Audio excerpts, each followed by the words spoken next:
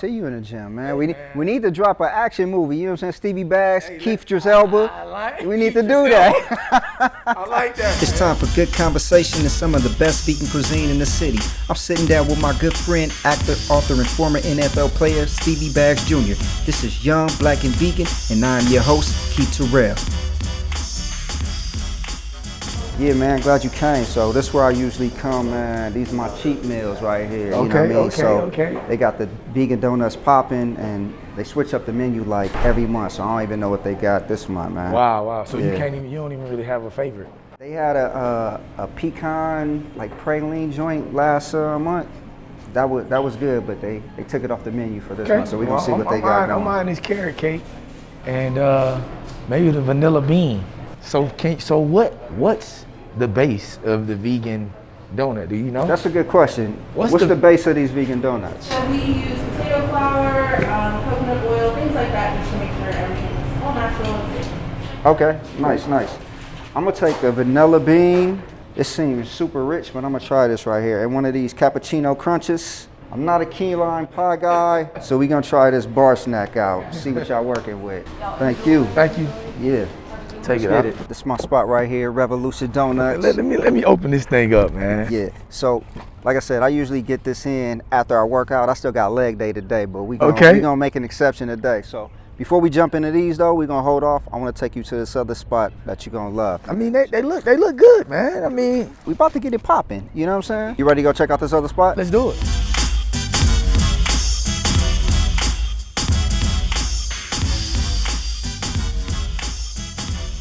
I want to know your honest opinion. You know, I brought you to Life Bistro. We're going to get you some vegan food today. Ain't going to be no Parmesan, no salmon, no bison, none of that. All plant-based. You say you mess with the kale, so I want to see what you think. Kale. I love mushrooms, you know what I'm saying? So we'll see what happens, man. Yeah, we're going to see. Food should be coming out soon, so I'm excited, man. And I'm hungry too, man. Yeah, likewise. So I won't know really if it's the food or if it's just I'm hungry. Yeah, that's multi-hyphenate. Played in the NFL, actor, author, philanthropist, one of the stars of Barry Jenkins' new series. Yeah. Tell me about that. How was that working with Barry Jenkins? Bro, the Underground Railroad was a dope experience to work on, a project that I was so thankful to be a part of, because the people that were on this film, that got booked on these, all these people literally went to school for acting or for television film. Like, they went to school for this. And so I was thankful to be able to be a part of a cast that was that well, practiced or versed inside of what they do. And the fact that they saw a light in me to add me to that was tremendous, man. Man, your gift made room. It really did, man. And the more, even in television film, or I look at it the same way as I look at consciousness. The more that I know, the more I know what I don't know. So it keeps you hungry to go get more information. And like when I'm on set, I'm always asking questions like, what's this, what's that? Because even though you might have chops, you can always get better. There's always little idiosyncrasies that you can add to your game to just take it to another level. So, but working with Barry Jenkins, I mean, obviously we know his work. Anybody in this industry knows what he's done, and man, all the hype was there. What's one thing you learned by being on set with Barry Jenkins that you will take with you to your next set? I love that he wasn't a director that was like, do it like this, and it wasn't abrasive. Yeah. And I mean, being in pro football and football since a young man, you have coaches that have different styles, and you have coaches that are, do it like this, abrasive, boom. And then you have coaches like, look, man, maybe try, doing it this way. I didn't see him one day get frustrated with an artist for anything, man. And then I love the fact that he allowed us to leverage our own freedom inside of it. And if he had a suggestion, he can't, well, maybe try like this, and then boom. And it was just that simple. And so I love that piece of it. NFL, acting, what's more of a challenge? That's a good question. I would say that the NFL or pro football was probably more challenging because I had played football for so long, Yeah. and the wear and tear that it has on both the mind and the body. See, like, television film has a taxing that happens to the body. You're on set for long hours and boom, but when you gotta go train and you have 2 days and you gotta go bang in practice and in the game, that's a different type of level of pain, Right. that we did. I mean, my fingers are all messed up from football, But I think the mental side of both, they both take that much more energy to be great at, right? Like, it's I came into television film just like any other neophyte that's just like, you're thinking your charisma or a certain look can get you the gig, but it really takes practice, man, and it really takes honing in on understanding the nuances of this profession and like the small little details, even down to the way you audition is serious. But I'd say football was more difficult for me, just because.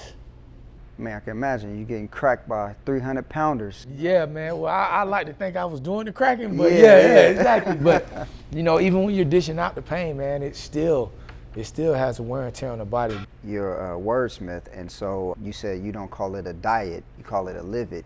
I always found it interesting. We kind of talked before and have similar backgrounds as far as like church is concerned. Oh yeah. I always found it interesting that they call the church the hospital. This is where you go to get healed. So people's mentality already is like sickness, and you're speaking that. And with just a flip of a word, why not just call it the gym? Because when you go to the gym, what you doing? You building yourself up. Absolutely. You healthy, you working out. I had to evolve, bro, and I think we do not because we know not, or because we haven't been exposed to.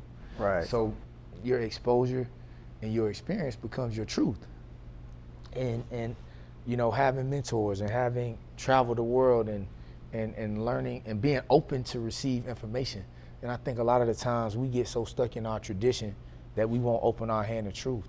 Or we get stuck inside of our religion, we won't open our hand to righteousness. And so once I was able to release and question everything that I had been given, that opened me up to a whole new, way of thinking. When you recognize that if you change what you consume, your outcomes are gonna change. Not just even in your food, but every 360. So that's always been interesting to me. You know what I'm saying? And like even with my mentor passing, like I know if his consumption was different 360 with the food, because he had it conscious, he was a genius, man. I mean, super intellectual. But had he had the same kind of vibration on food that he was consuming, he would still be here. That's big for me. I worked in the emergency room for like 6 years, so I saw the long-term effects of that. My family from down south, like many of ours, so it's nothing but fried food, you know what I mean? And so basically what you put good stuff in, you're gonna feel good, feel better. So it's kind of the reason why I went vegan and why I'm doing this show, just to kind of like highlight that. It's not to proselytize it and like, oh, you need to be vegan. No, this is just like a healthy option, a better option. And you know what I'm saying, you gotta listen to your body. Absolutely. I think being informed on consumption is big. Me personally, I'm a flexitarian. I call myself a flexitarian. Flexitarian. Because when I look at indigenous way that our people ate, they ate meat, they just couldn't eat it every day with every meal. Right. They only ate meat when they could kill it. Right. You know what I mean? And it wasn't shot up with a bunch of hormones Bingo, and it was all of that either. You know what I mean? So when you're talking about having a level of consumption that if you're consuming stuff that's from the earth, yeah, you're gonna be bioavailable. You're 9 times out of 10 you're gonna be healthy. Looking at how indigenous people consumed, they weren't as sedentary as we were. They was, when the sun came up, they got up. When the sun went down, they went down. The circadian rhythm was more in tune. So the flexitarian mindset that I have is not just based upon, once again, just what I consume with in my mouth. It's like a 360 piece, like connecting more to nature, disconnecting from the phones and the computer, and that's a big you know one. what I'm saying? Like yeah. like really connecting with the core and the source of who we are. I think when we can do that, that'll make us more healthy in and of itself. So let's see what they have. It look like they're bringing us some food, Snap, man. yeah. About to get it in. How you Kale doing? salad. How are you? Yes, doing well. How are you? Thank you. I got my little kale Pasta, salad. pasta. Appreciate it.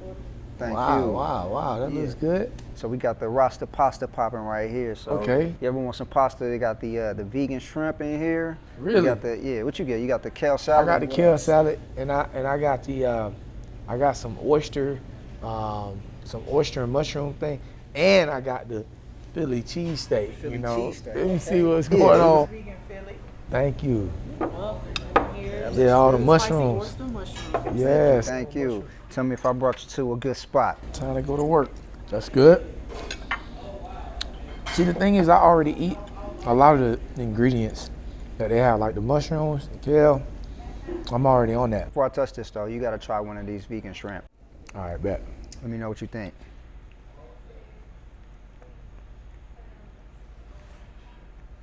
Tastes like real shrimp, right? Same texture, crazy. That is crazy.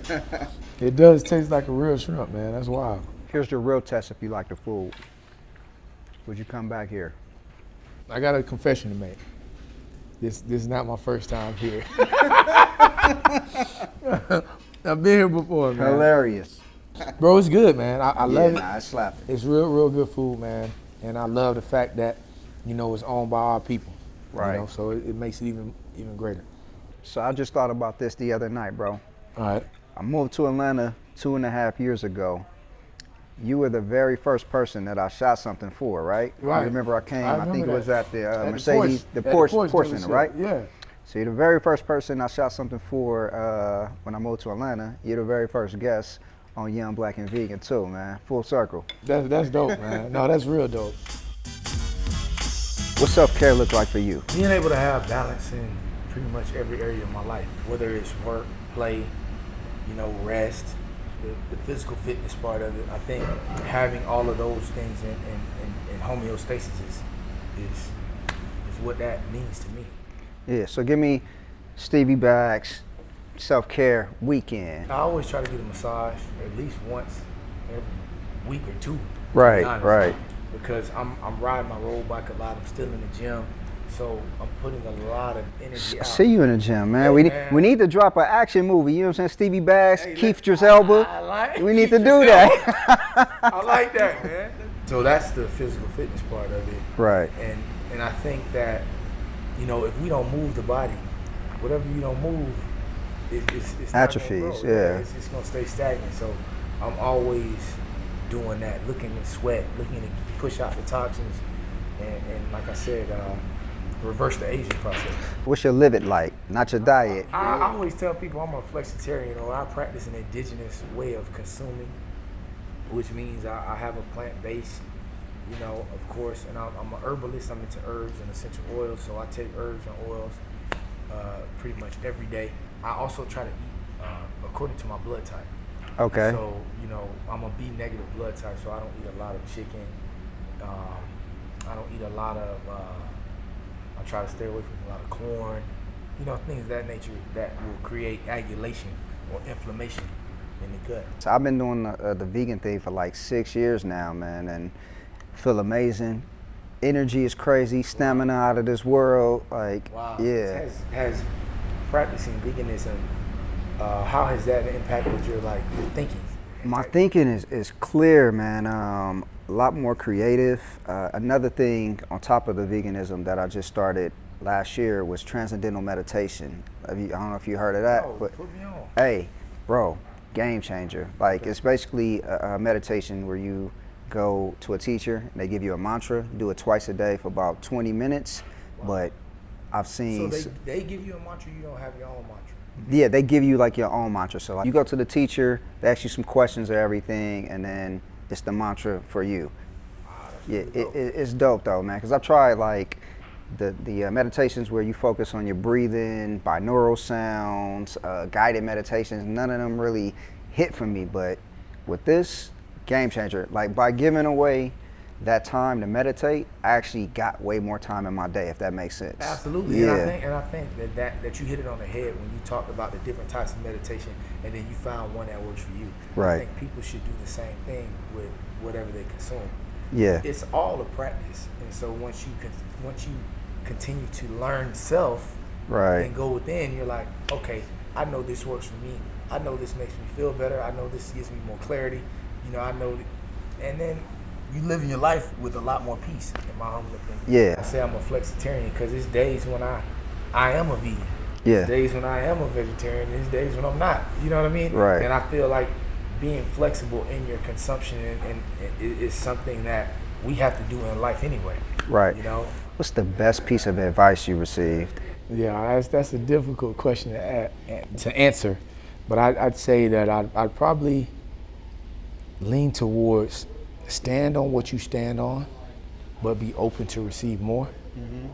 Because I go back to the old saying that the more I know what I don't know. Right. So I always am open to receive more information, and but also standing on, you know, the values and the principles that hold true to me. Last good book you read? The Four Agreements. Four Agreements? Yeah. That's a good one. Paulo, yeah, right? Yeah. That was good. That was a good one. I love two of the principles in particular is don't take anything personally. And that's big to me. And that one is usually one of the toughest, especially in this business, to not take anything personal, you know? Yeah. And to never assume. Never assume. Those two really stick out to me because, like, it's easy to assume things in life, and as opposed to assuming, seek it out. Yeah. You know, get more concrete affirmation to make sure that that's what it really is. So yeah. Right. So how do you get to the place where you don't take anything personal? That, bro, I'm constantly evolving in that space, because we're in a realm, we're in a matrix where that's easy to do. Like it's easy to think below the waist instead of above the waist. Right. And so, you know, somebody steps on your shoes, somebody cuts you off in traffic, somebody says something crazy on your Instagram. Like, it's easy to take something personally. But I think one of the best ways to do that is recognize that someone's opinion of you is none of your business. You know what I mean? And when I recognize that your opinion of me is really none of my business, whether it's good or bad. Right. Because if you see something good in me or bad, I'm gonna have the same response, or I should have the same response, which is I'm just a reflection of you. Right. If you see good in me, it must be in you. If you see bad in me, it must be in you. So that's what, you know, I would say. What we do with our after school program, which is one of our objectives, we have many different events that we do and that we've done, but our after school program, our curriculum is called True Wealth. And so we're teaching them essentially everything that they won't get in the traditional education system. So we're teaching them about credit, taxes, health, wellness, personal development, like literally how to stand up and say their name with a certain level of confidence, without confidence. I like that. Yeah. They say the fear of public speaking is like one of the number one fears, which is no, it is. It is, and for me, it's crazy because one of the number one fears for me would be being in a wilderness in the dark. Like that would be a fear for me that I would be like, okay. You might be like stuck in the ocean solo by yourself. You see what I'm saying? I always tell people that there's a difference between success and significance. It's a lot of people that are successful, but it's rare that you come into people who are significant. You know, Muhammad Ali's and people who turn down going to another level for personal gain for the people, Malcolm X's and things of that nature. Those are just two examples that stick out in my head of people that were kind of like selfless to a degree. Right, so you're looking for more to be significant and have a significant impact in what we define success as. Yeah, because money's gonna come and go, and your occupation can come and go, but the way you impact people, that's what's everlasting. A lot of people ask questions of, okay, I have a project, I have an idea. How do I get from an idea to that? I say, first of all, shoot it. Write stuff that you can shoot, because, I mean, if you just got a one sheet, everybody got a one sheet. So I found they're looking for you to go do the work. It's just like anything. They want you when you're already hot. So, you know what I mean? Shoot your own stuff, put it out, build your own audience. Right. I'll tell you this, man. Bill Duke, Biddle, Yeah. Chopped it up with him a few times, and I had wrote a project, and we were just talking. He gave me some free game I'll never forget. He said, there's two ways of doing business in this industry, like this or like this. And it's like, yo, you want business like this. That's facts. You know what I mean? That's powerful. Yeah. Like something as small as that. You can go beg for it. Or you can, Like, let's can make a partner deal. on it. Yeah. Let's make a partnership. So that's what it's all about.